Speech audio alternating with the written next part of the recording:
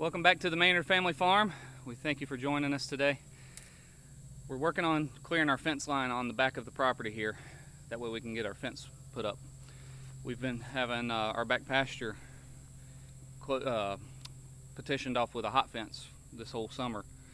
And now that we're getting ready to cut the hayfield for the last time and put the cows out on the hayfield for the winter time, I want to go ahead and get this fence done. So our neighbors actually just moved their cows out of their pasture, and their fence was actually about 15 feet on our side. So I'm working on trying to get that taken down.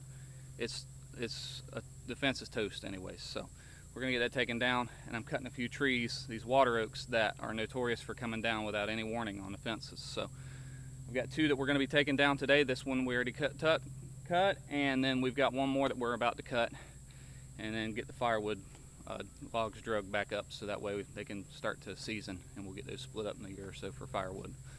So the challenge I'm running into is this tree is covered with poison ivy, so I have to be super careful not to get this stuff on me. Let me turn the camera around and I'll show you what I'm talking about. So if you look real close, these are vines running up the tree, and they're good sized vines.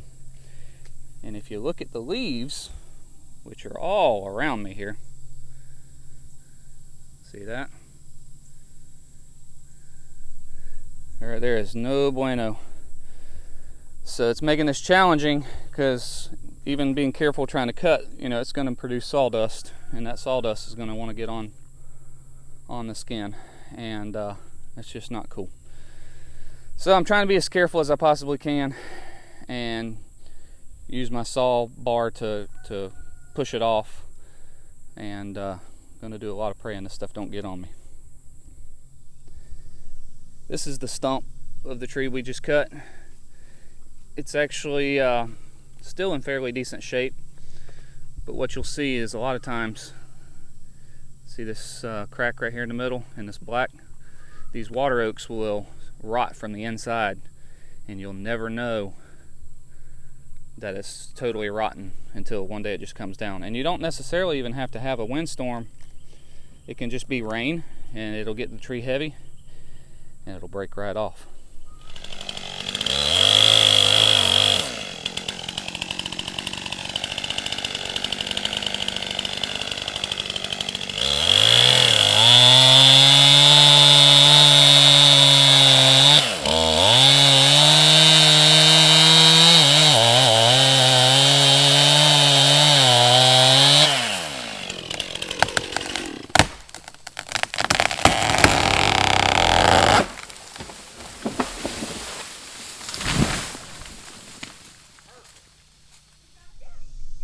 That fell perfectly.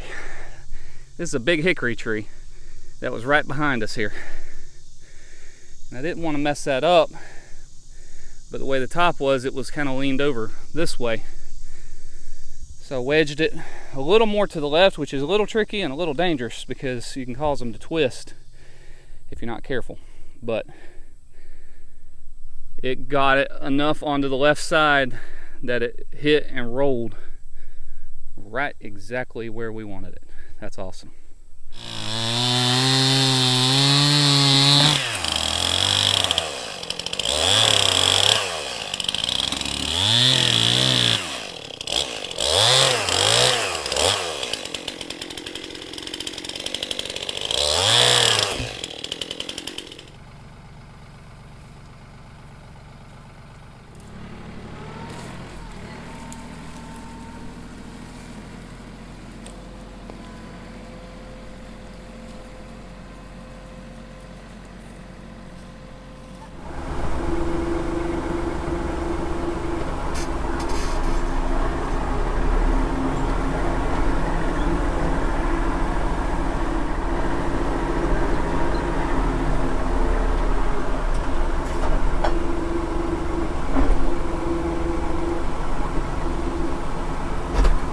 We have gotten quite the collection of firewood. I'm excited. Look out there at all the wood logs we've got. All of those.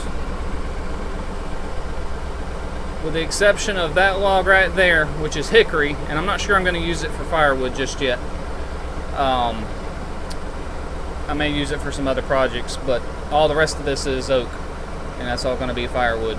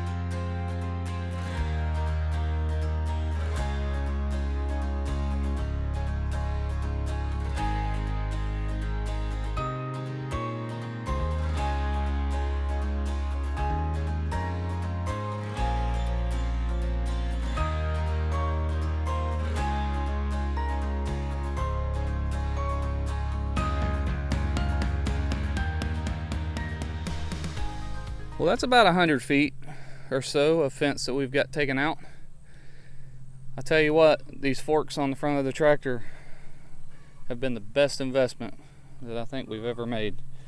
I just hooked the chain up here to pull out the T-post. We just wrap it around a couple of wraps and it pops them right up. They're about 7.5 foot T-post. And of course, to get the wire loose, it's embedded in the ground. Just slide the forks under and lift it up, and works like a charm. So I think we're gonna go ahead and get started putting in the T-post in the back. I'm not gonna do wooden posts back here just because this is basically woods, and it'd be a pain trying to dig all of these through roots and stuff. So we've got our line up. I don't know if you can really see all the way down through there, but it's we've got her cleared all the way down and ready to go. Our strings up and stretched tight, and cut as little as I had to. We've got a lot of these little red cedars back here, and I love red cedars. We've actually got, there's several small ones in here too. This one here, got this little guy, and I want to dig those up and transplant those to where they're not going to get messed up. The ones like that right there, I'll probably end up just leaving because it's already a pretty good size, and I don't think I'll ever transplant that and it live. So slid our firewood over here from the trees. I'll get that up once we get the rest of this fence taken down and we take down our hot fence inside there. I'll be able to just come and pick those up and take them over there with the rest of the firewood, which you can see in the distance there. We got quite the collection of logs laying over there, seasoning, ready to be cut up, which will be happening soon.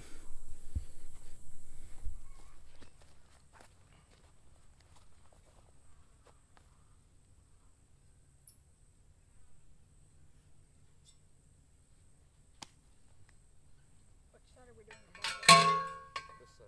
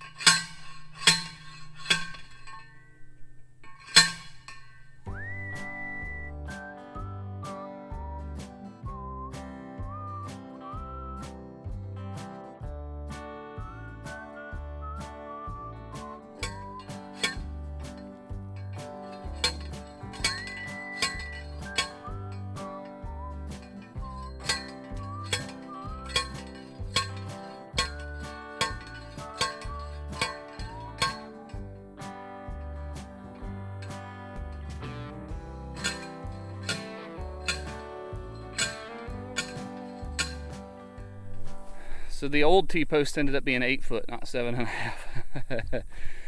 So my arm reach is 8 feet. Almost need a ladder back here to drive these guys in. And I figured down here in this bottom, so this is a very low area, and right back here behind me is a pond. It's kind of growed up a little bit, but it's a natural pond that's been back here for ever and ever, probably since Noah's flood. So it's pretty low right now because of lack of rain, but I figured down here in this bottom it'd be super easy to drive these poles in, so I was going to use the longer ones so they'd grab better. I don't think we got any problems there. There's enough roots and stuff. Man, I got this guy, it's still sticking out of the ground close to 6 feet. I got 2 feet in the ground and I need about 3. But we've gotten, I think we're over halfway across this back, and I think we are gonna call it a day. It's still early, it's just a little after lunchtime, but it's Labor Day. Y'all will probably be seeing this the weekend after Labor Day, but it's Labor Day today, so we're gonna call it a day with work and go spend some time with the kids, do some swimming, that sort of thing. So here in the United States, we celebrate labor by not working. As a general rule, it's a day off. So thank y'all so much for watching. We'll see you on the next one.